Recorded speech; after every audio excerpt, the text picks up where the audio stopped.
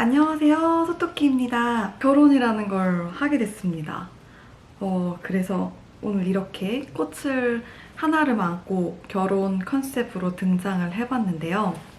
오래 연애를 해서 결혼이 당연하다고 생각할 수도 있었겠지만 갑작스럽게 하게 됐습니다. 결혼이라고 하면은 되게 포괄적인데 구체적으로 하면 스드메 컨텐츠가 될 수 있겠네요. 앞으로 결혼하실 분들에게 언니, 동생 또는 친구로서 막 이랬으면 좋았겠다 싶었던 것들 알려드리고 싶어서 영상을 찍게 됐습니다. 먼저 결혼을 준비하려면 가장 먼저 준비해야 되는 게 뭘까요? 예식장 스드메일 거예요. 이걸 준비하기 위해서 또 고민해야 되는 게 웨딩 플래너를 고용할 것인가 안 할 것인가를 결정을 해야 되죠. 제 주변에 물어보니까 거의 90%의 친구들은 모두 웨딩 플래너의 도움을 받았습니다. 근데 여기서 저는 또 의문인 거예요. 플래너는 돈을 얼마나 많이 가져갈까? 가뜩이나 예식에 돈도 많이 드는데 내가 플래너한테 그렇게 내가 다 준비하고 예약을 해도 되는 걸 굳이 플래너한테 내가 원하는 곳 찾아보고 전화해서 예약하면 되는 거 아닐까? 굳이 거기에 돈을 써야 되는 걸까? 하는 의문이 생기죠. 다른 웨딩 플래너와 함께한 친구들은 돈이 아깝지 않아서 플래너와 함께한 걸까? 제가 알아본 결과 플래너를 통해서 어떤 업체에 예약을 했을 때 스드메 업체랑 제휴를 맺어서 오히려 결국에 제가 결제를 할 때는 더 저렴하게 개인으로 결제하는 것보다 더 저렴하게 예약을 할 수 있는 경우가 많더라고요. 결국에는 저도 웨딩 플래너와 함께 결혼을 준비하게 됐습니다. 그리고 지금 돌아봤을 때 너무 잘했다라고 생각이 들기도 하고요. 먼저 식장을 고르게 됩니다. 식장을 고를 때 주의사항들이 있어요. 식장은 보통 당일 계약 할인이라는 게 있더라고요. 마음에 드는 식장은 조금 나중에 투어를 진행하는 게 좋습니다.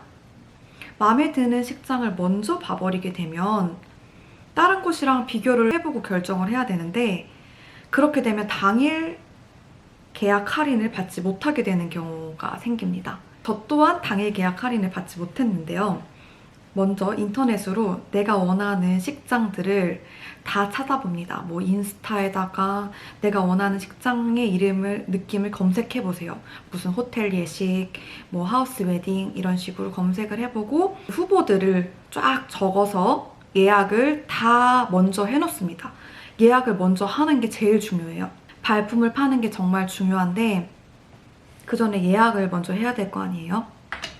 예약이 바로 되는 곳들도 있지만 내가 전화를 한 순간부터 2주 후부터 예약이 되는 곳들이 꽤나 많아요. 서치를 정말 많이 하세요. 그래서 최대한 많은 예식장 후보들을 뽑아놓고 예약을 다 진행하는 게 중요합니다. 투어하다가 또 찾아보고 투어하다가 또 찾아보고 예약하고 이렇게 하면은 결정이 늦어지고 예약이 늦어지고 그렇게 되는 일이 벌어지니까 예약을 먼저 싹 하는 게 중요합니다. 예약 먼저 하고 마음에 드는 식장은 나중에 투어를 진행하기. 요거 이 두 가지 꼭 알려드리고 싶었습니다. 예식장의 가격. 예식장 비용을 대략적으로 알고 싶잖아요. 너무 비싸면은 내 예산보다 너무 비싸면 굳이 투어를 가지 않아도 되는 일이 생긴단 말이에요. 예식장 비용은 서로 공개하지 않게 되어 있거든요. 그래서 저도 알려드리고 싶지만 그거를 알려드릴 수가 없어요. 뭐 성수기, 비수기 할인 이런 것도 있고 이것저것 할인되는 게 그때그때마다 되게 다르기 때문에 같은 예식장이라도 견적이 다를 수가 있습니다. 그렇기 때문에 예식장 비용은 대략적으로 알고 싶으시다면 예식장 이름 땡땡땡 예식장 아이웨딩이라고 치면 그 아이웨딩 사이트로 들어가지는데 거기에 대략적인 비용이 나옵니다. 물론 그 비용보다는 직접 가서 할인을 받는 것들이 많았기 때문에 그 비용보다는 훨씬 쌌고요. 거기서 대략적인 비용 요 정도 드는구나를 찾아본 다음에 생각을 해두시고 가면 좋다는 걸 말씀드리고 싶었습니다. 내가 만약에 스드메를 꼭 하고 싶은 업체들이 정해져 있다 하시는 분들은 정해진 업체들과 제휴가 된 웨딩 업체랑 계약을 하셔야 됩니다. 저는 그래서 한번 웨딩 플래너님을 업체를 바꿨어요. 제가 되게 확실하게 원하는 업체들이 있었고 스드메 업체들이 있었는데 제가 처음에 계약을 한 웨딩 업체와 제휴가 하나도 되어 있지 않았었기 때문에 가격적인 할인을 받을 수가 없었어요. 그런 가격 할인을 못 받을 거면 플래너님과 함께 하는 이유가 없잖아요. 그래서 제휴가 돼서 할인이 많이 되는 웨딩 업체로 변경을 하게 됩니다. 그렇게 해서 두 번째 웨딩 플래너님과 진행을 하게 됐습니다. 웨딩 플래너님의 성향도 굉장히 중요한 게 나와 조금 결이 맞아야 돼요. 내가 대충 이런 스타일을 좋아하는데 추천해주시는 것들이 나와 성향이 너무 다르다. 그러면 내가 더 예쁜 걸 할 수 있는데도 선택지가 작아지는 거예요. 저는 대략적으로 드레스를 하고 싶은 곳, 메이크업이 하고 싶은 곳이 있었어요. 그래서 뭐 딱히 그렇게 중요하진 않았지만 내가 아무것도 결정하지 않은 상태에서 플래너님과 모든 걸 결정하려고 한다 하면 거의 다 플래너님의 추천으로 이루어지게 됩니다. 그리고 그것보다 중요한 건 본인이 많이 찾아보고 알아보는 거겠죠. 저는 인스타그램이나 인터넷으로 드레스를 막 다 맨날 검색했어요. 잠도 안 자고 매일매일 스튜디오 메이크업에 관련된 걸 검색을 해봤습니다. 그렇게 보니까 내가 하고 싶은 대략적인 드레스 느낌이나 메이크업 느낌이 나오더라고요. 그렇게 해서 후보를 몇 개 뽑아놓고 원하는 드레스 샵 몇 가지 중에서 투어를 가서 결정을 하시면 되는데요. 저 같은 경우에는 한 5개월 남짓만 남겨두고 준비를 한 거였잖아요. 그래서 드레스 투어를 할 수가 없었습니다. 드레스 투어는 12월까지 다 마감이 되어 있었고요. 그래서 저는 그냥 딱 나는 거기서 할 거다라고 지정을 하고 갔었어야 됐어요. 사진만 보고 여기다 싶었던 곳을 지정으로 가게 됐습니다. 그래서 드레스 업체는 제가 로브드케이라는 곳에서 하게 됐습니다. 다행히도 로브드케이 드레스가 저랑 너무너무 잘 어울렸고 퀄리티도 좋았고 해서 실패 없이 드레스를 고를 수 있게 됐는데요. 맨 처음엔 되게 화려한 걸 입고 싶었어요. 그래서 클라라 같은 공주같이 반짝반짝거리고 공주 같은 그런 느낌을 하고 싶으시면 클라라도 한번 보시고요. 클라라 아니면 청순한 걸 한다면 로브드케이에서 해야지라고 생각을 했어요. 제가 결혼식 컨셉이 약간 하우스 웨딩 이런 느낌이었어요. 하우스 웨딩에는 이런 클라라같이 반짝반짝거리는 것보다는 약간 청순한 실크 느낌, 깔끔한 느낌이 더 잘 어울릴 것 같아서 깨끗한 실크 드레스들이 많은 후보지들을 조금 고르게 됐는데 그런 것들은 제가 고른 로브드케이, 그리고 시작바이 이명순, 그리고 황정아 웨딩 이렇게가 제 후보였습니다. 드레스 투어를 한 다음에 결정을 했으면 더 좋았겠지만 저는 선택의 권한이 없었기 때문에 로브드케이로 결정을 했는데 지금 결정하고 난 다음에 전혀 후회가 없습니다. 그 다음에 스튜디오. 똑같이 찍어낸 듯한 그런 웨딩 사진이 싫었어요. 그래서 저희 둘만의 자연스러운 순간을 담을 수 있는 그런 스튜디오를 찾게 됐고 그런 느낌으로, 그런 색감으로 플래너님의 추천을 받아서 스튜디오를 결정하게 됐는데 스튜디오는 멜로필드라는 곳에서 하게 됐습니다. 스튜디오 촬영 말고 선택지는 가봉스냅이라는 게 있어요.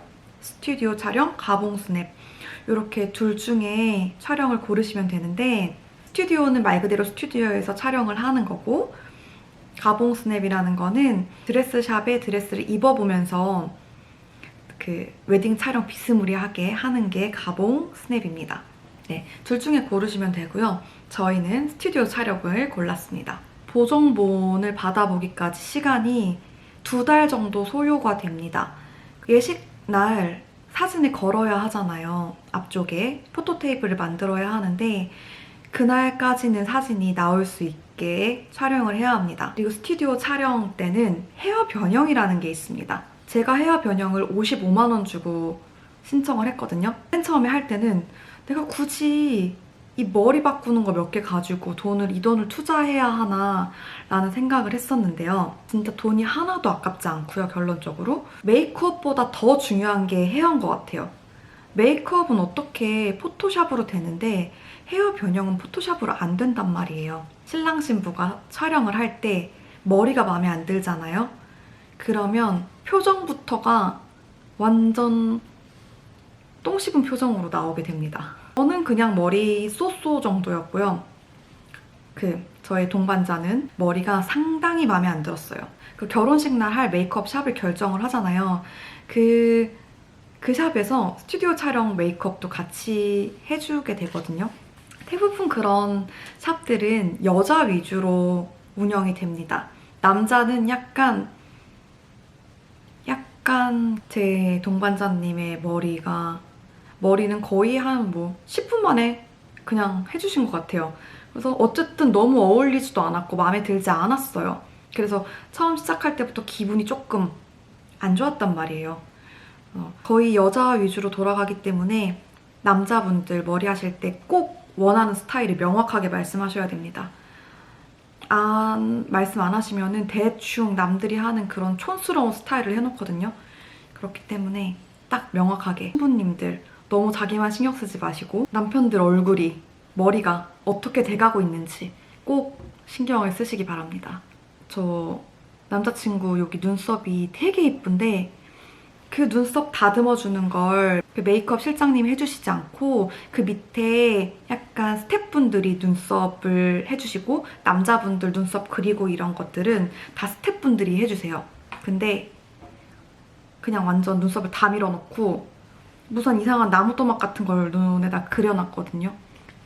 정말 너무 속상합니다. 꼭 하실 때 부탁을 잘 하세요. 남자분들 신경 많이 써주시고. 결혼식은 물론 여자 신부의 날이기도 하지만 같이 예쁘고 멋있어야 되잖아요. 정말 다행히 저희에게는 헤어 변형이 있었잖아요. 그래서 헤어 변형 선생님께서 이쁘게 머리를 다시 만져주셨습니다. 그래서 아주 기분 좋게 촬영을 마칠 수 있었고요. 같은 드레스를 입고도 머리를 계속 바꿔주시니까 촬영하는 동안 계속 머리를 바꿔주시거든요.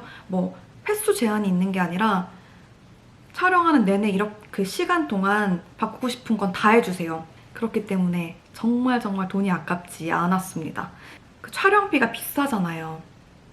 근데 거기에 다 똑같은 머리에 드레스만 바꿔 입고 이렇게 하면은 돈이 아깝거든요. 거기에 조금만 더 투자하셔서 헤어 변형을 꼭 하셨으면 좋겠습니다. 네. 그 다음에 메이크업샵.